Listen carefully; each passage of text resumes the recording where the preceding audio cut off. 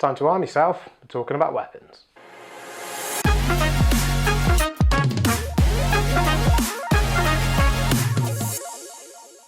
Hello and welcome to the HEMA Show. I, like always, am your host Stuart, and this is edited by my mate Andy. Say hello, Andy.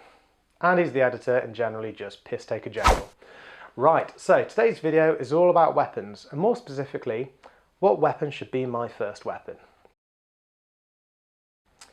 So, first weapon territory is interesting. I'm going to stick with steels for the moment. I'm going to go into synthetics in a whole other video. Let me know in the comments below if you want a synthetics video. I'm going to stick with steel for this one for the moment.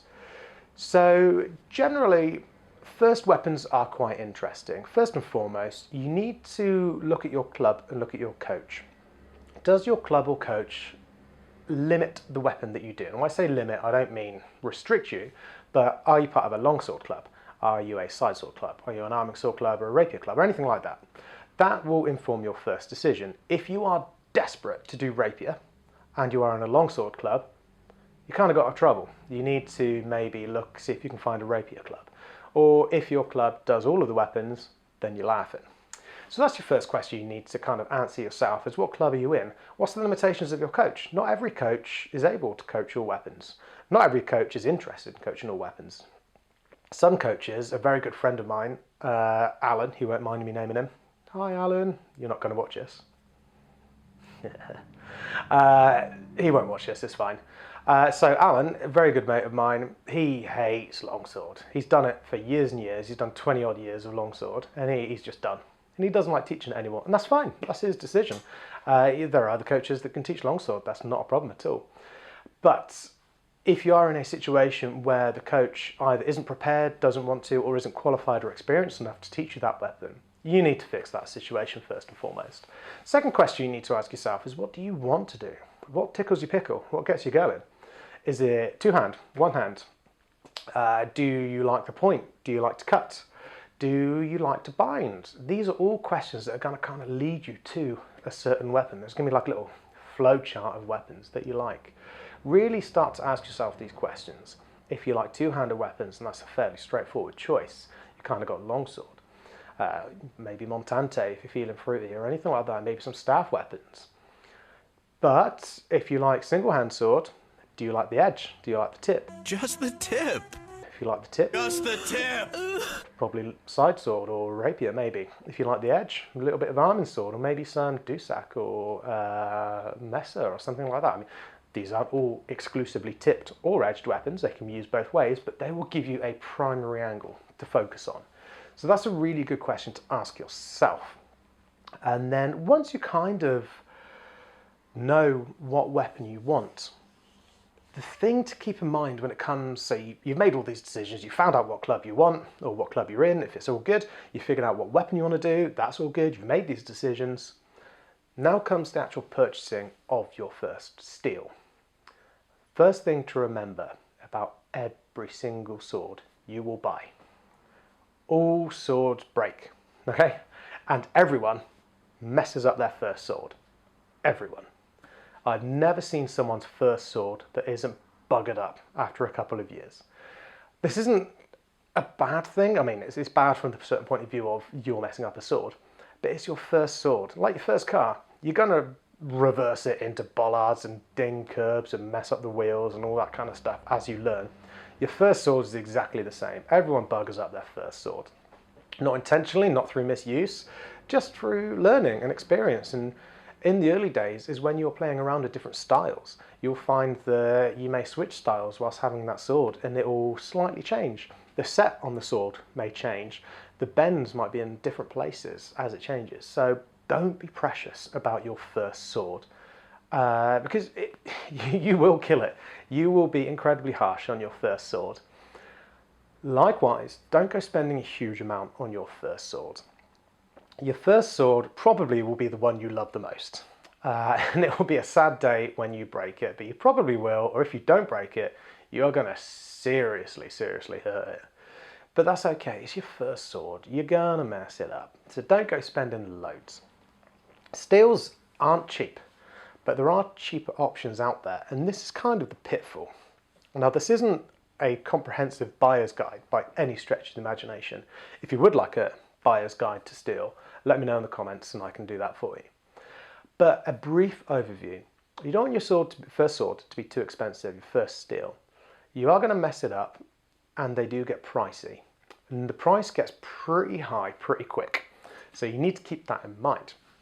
Now, what I would recommend for your first steel, let's say you decided to go down the longsword route, purely because the longsword's the first thing to pop my head. There's one just there and I'm looking at it. So, longswords. First longsword has got to be something fairly durable. It needs to be a bit of a catch-all kind of longsword, because you may not know the style that you want to fight. You may know the style that you currently want to fight, but never underestimate your ability to surprise yourself and go, ooh, actually, I quite like this. I see it all the time. People go, oh, I love a parry. I love to bind. You know, oh, sweet, I'll go German. And then a couple of months later, they gain the fitness and they're like, actually, I'm doing a lot of body avoidance. I should probably look at Italian. And they're like, ah, shit, need a different sword. Joke's on you, I'm into that shit! Never underestimate your ability to change as you learn. It's a good thing. Lean into it, lean into it. So the sword has got to be pretty generic. You don't want to go too expensive because you're going to wreck it. You need it to be fairly generic because it's got to fit multiple different roles as your first weapon. It's got to be cost effective. It really has. It really has. You are going to trash it. One sword, and I'll do a full review on this another time, but one sword I would recommend that jumps out as a good beginner's steel is the Federschwert by Kingston Armories. And if you could pop an image up on the screen for me, that'd be great. He's going to put it over there just to piss me off, isn't he? Knob. So that's the Kingston Armories Feder. It's not that expensive. The last time I checked, it was $175 on the night shop, I think. It may have changed. I'm going off of memory. If it's wrong, then tell someone who cares. But it's a good entry-level sword. It's sub 200 quid. It's built, I think, out of depleted uranium. It is solid. It is absolutely not. It is built like a mid-90s Volvo. That thing is not going anywhere. It's heavy. It's really, really, really heavy. It is sturdy. It's fairly strong in the tip. You won't get a huge amount of flex on it, so it will be a little bit more forgiving if you do great hits, really deep or really hard hits. It's not going to completely bend and stay fixed in that bent position. On the other side, it's not that forgiving on your opponent, so hopefully you've got a decent opponent that will understand that you're learning. But as a general, generic start sword, it's not too bad. It's not too bad. It's got a lot of flaws. I mean, the weight alone is one. It is macaron to use. It's basic, pure basic. Like all Kingston Armory swords, the wrap completely falls off after about 30 seconds of using it. The last one I had was held together with sniper tape. The other thing, and this is a weird, I mean, the roll tip on the end of it is fucking massive. Huge. You can fit a pencil through it. It's ridiculous. It's absolutely massive. Another thing that's quite, this is a me preference. It's whatever, you may find similar. But the end of it is quite wide. The tip, it starts quite thin and then goes up and ends up really wide at the tip. So that's something to bear in mind. If you're like me and that kind of bugs you about a sword, I like to thrust and I like passive aggressive. I very much use my longsword like an epee. So I like my swords to taper to a continuous point almost, and then a nice little roll tip at the end. Whereas this thing kind of goes out. So that's something to consider. But again, a first sword, you can't really go too wrong. It leaves a lot to be desired. It's not the prettiest thing in the world. It's not the fanciest sword. It weighs about as much as Pangaea, and it's about as maneuverable as it, but it will put up with a lot of punishment. It will really, really stick with you in those early days, and it will take a lot to kill one. I've broken two, but they took a lot of a beating. And for 175 quid, it's not the end of the world for your first steel. From that point, that sword will give you a bit of experience with steels, and it will let you know which way you're going. Whether you want to go more German, Italian, you want more footwork based, you want a bit of parrying, binding, or anything like that. It will give you more direction to make an informed decision on a better purchase. And that's the thing. And that's where the real money starts coming into it, which we can do a video on the next steals if you wish. But I would say for your first weapon, you really want to start looking at something like the Kingston Armory's Feder. It's so ugly, but I really like it. It's kind of that ugly pretty thing going on. It is a manky piece of kit, but it's good. It's good. I mean, in the same way that it's kind of crap that it's good, but it's cheap enough that it won't kill you. So I know that's a weird way of phrasing it, but it is a good little intro sword. So over to the Q&A.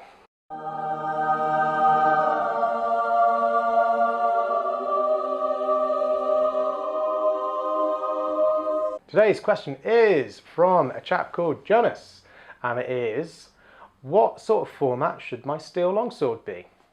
Helpful that I chose this one in today's session.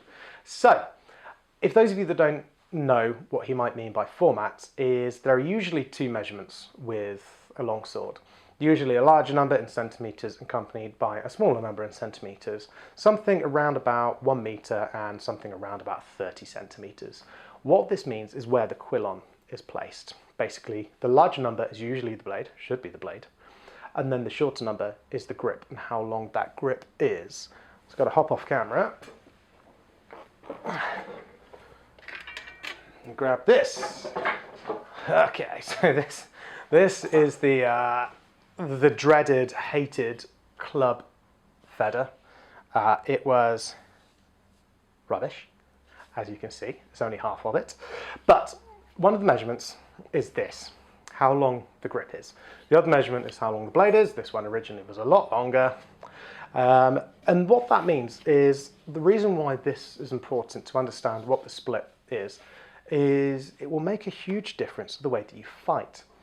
The longer the blade length, obviously the further away you can fight. You can keep them further away if you like to thrust, or so on and so forth. Maybe a longer blade is more important. Whereas if you like to do lots of blade actions, if you like to cut, false, round, second intention, third intention, so on and so forth, if you like to beat, you need that strength in the hand to be able to do all the sword manipulation that you had planned to do. You need a slightly longer grip, and that's so that you can get the leverage, so you can move it. Swords aren't moved by brute strength, arms and shoulders. Swords are moved by levering the hand, left and right. You typically have a fixator. Top hand fixates the sword where it needs to be. Say here, for example. The left hand is typically what levers the sword. And that leverage is what manipulates and moves the sword. If you like a lot of movement in your blade work, that's when a longer grip is much better, because it gives you much more leverage to move it around and do a lot more. If you've got a smaller grip, it becomes much harder to move it around and lever it, obviously, because you have less leverage. So that's what that number split is. There isn't a kind of catch-all measurement. Typically, a 1 meter blade and a 30 centimeter grip is about your basic entry setup format. This is a 35 centimeter grip, I think, if memory serves me rightly, and this should have been a 1 meter blade. This is like a 45 centimeter blade now. Bloody thing. So that's what that means. Honestly, this is kind of I'm kind of not going to answer your question, so sorry about that. But you need to think about how you like to fight. Do you like to manipulate the sword a lot and do a lot of what I call sword dancing, moving it around in your grip and doing all sorts of stuff? If so, you're going to need a slightly shorter blade, about 1 meter, and a longer grip, 35 to 37 centimeters. That will give you much more manipulation. Whereas if you're a bit more like me, you like to dance around and poke and prod and essentially épée with a longsword, you'll get away with a much shorter blade, about here. So a 30 centimeter blade and maybe a 107, 110 centimeter blade. So a much longer blade, it means you can do much more from further away. And you can kind of, as they attack in, you can stop hit, stop cut, you can false in, disengage and work around, that kind of stuff. think I poked the mic a bunch then, that's going to drive Andy nuts. So that's what the split is, and you need to figure out where you lie. So first and foremost, ask yourself, what do you like to do? And then think about the split from there. Hope that helps. One thing I would recommend, regardless, get extra long quill-ons. The more catch you can have, the better. And the amount of times with a longer quill-on that I've caught myself in the wrist is few. You know, it's on one hand, I can count the amount of times that that's happened. So you really don't need to worry about the quill-on catching your wrist. You shouldn't be in this position very often. You'd normally be here or here. Okay, it won't catch, trust me. Hope that answers your question. Cool, I'll catch you next time. See you later. Cock. Oh.